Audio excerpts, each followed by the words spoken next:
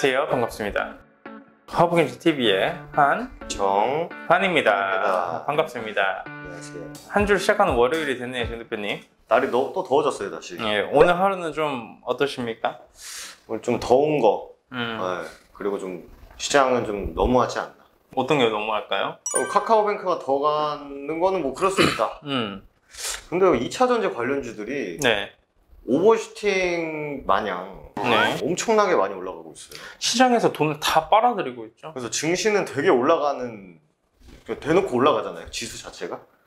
근데 뭐 종목들은 한 4, 5종목 정도만 그냥 계속 움직이는 시장이어서 되게 지수는 올라가는데 상승 종목보다 하락 종목이 훨씬 더 많은 그런 장세죠. 전형적으로 뭔가 나만 소외됐나? 라고 느낄 수 있는 좀 시장인 것 같습니다. 맞습니다.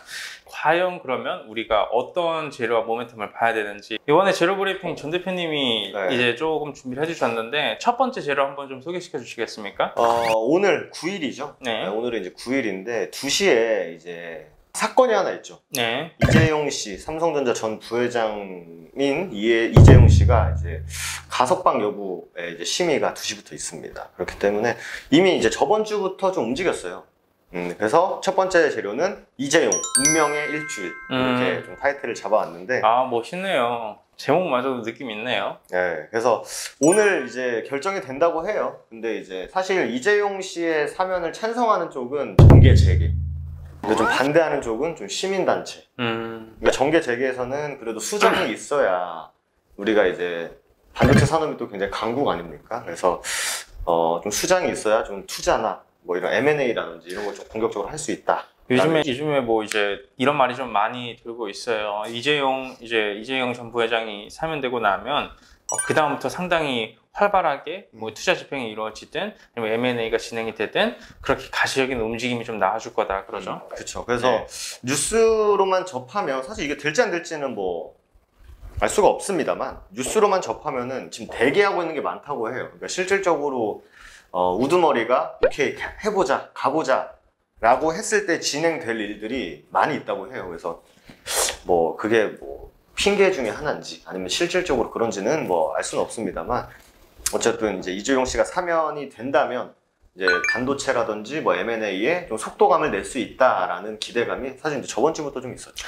주식시장이 사실 제일 큰 재료와 모멘텀이 M&A죠. 엄청 크죠. 엄청 크죠. 그리고 이제 투자 집행이 명확하게 이루어지면 하나의 시장에서 먹을 수 있을 만한 이 먹거리 테마가 생기는 부분이기 때문에 관심 있게 봐야 된다라고 생각을 합니다. 그럼 어떻게 관련주 간단하게 좀 언급 일단 뭐 대놓고 삼성전자가 있죠. 삼성전자가 저번 주에 움직였던 게 저는 살짝 이제 심리적인 부분 좀 있다고 봐요. 좀 사면이 될 거다라는 사람들의 기대 심리, 그리고 뭐 삼성물산, 그리고 대표적으로 이제 삼성그룹주가 되겠죠. 그리고 추가적으로 이제 M&A 관련주들, 그리고 삼성이랑 실질적으로 뭐 업종이라든지 거래가 있었던 회사들, 뭐 안암전자는 사실 유명하죠. 굉장히 또 하만 인수권 하면은 꼭 맨날 나오는 게 안암전자, 그리고 네페스아크, 맞습니다. 비메모리 쪽, 그리고 텔레칩스까지. 그래서 일단은 크게는 삼성그룹주와 이제 삼성과 이제 약간 좀 연관되어 있는 그런 기업들을 좀 관심 있게 보시면 되지 않을까 생각이 됩니다. 자, 좋습니다. 그러면 뭐 첫 번째 재료 이재용 운명의 일주일 하면서 조금 준비를 해주셨는데, 그래도 저는 개인적으로 뭐 일정 매매 기준으로 봤을 때는 단기적인 재료 소멸이 나와줄 수는 있어요. 그렇죠? 하지만 조금 롱텀으로 보게 된다면 그래도 메리트가 충분히 있다고 생각합니다. 삼성이 하고자 하는 것들이 사실 뭐 하루 이틀 뭐 하자 말자 이게 아니거든요. 충분히 좀 많이 관심 있게 볼 필요는 있다고 생각이 됩니다. 맞습니다.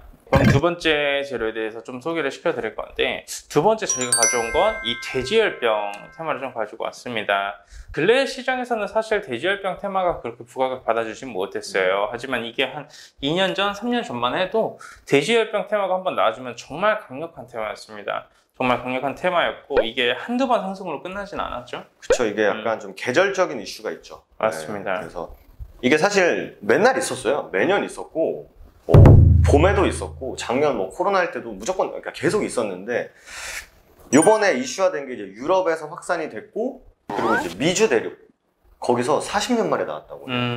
그러다 보니까 이제 주말에 뉴스들이 굉장히 많이 나왔는데, 사실 뭐 오늘 같은 시장에서는 크게 뭐 부각을 받지는 못하는 것 같아요. 그러면 돼지열병이 창궐하면 돼지고기 값도 올라가나요? 그렇겠죠? 삼겹살 값? 그렇겠죠? 네. 아, 그리고 이제 사람들이 돼지열병에 걸렸다라고 하니까 아, 돼지를 먹으면 좀 안 되겠구나. 그러면 우리는 닭을 먹자 해가지고 이제 닭고기 관련주들도 뉴스회를 보는 아주- 마니카 FNG 체리브로 유명하죠. 네, 그리고 이제 돼지열병이니까 어쨌든 이제 동물에 대한 병이니까 동물 백신 관련주들도 백신 관련주 그리고 이제 이제 사료 관련주들도 상당히 좀 강하게 움직여주고 있죠. 닭고기 관련주, 생선 관련주들도 같이 움직였었던 때가 있었어요. 그렇죠. 이제 뭐 동물 하면은 뭐 다 같이 네.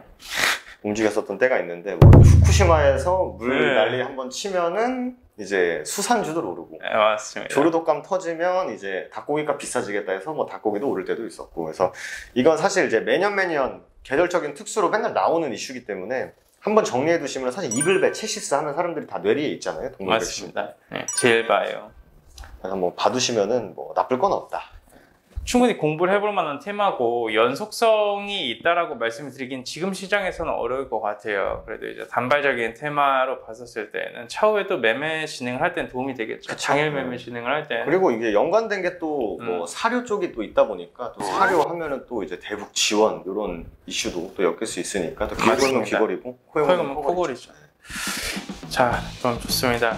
우리 제로 브리핑 1부 간단하게 뭐 이재용, 운명의 일주 두 번째, 그 돼지열병까지 좀 소개를 시켜드렸는데 충분히 공부를 해볼 수 있을 만한 모멘텀이라고 생각을 하니까 보시면 도움 많이 되실 겁니다.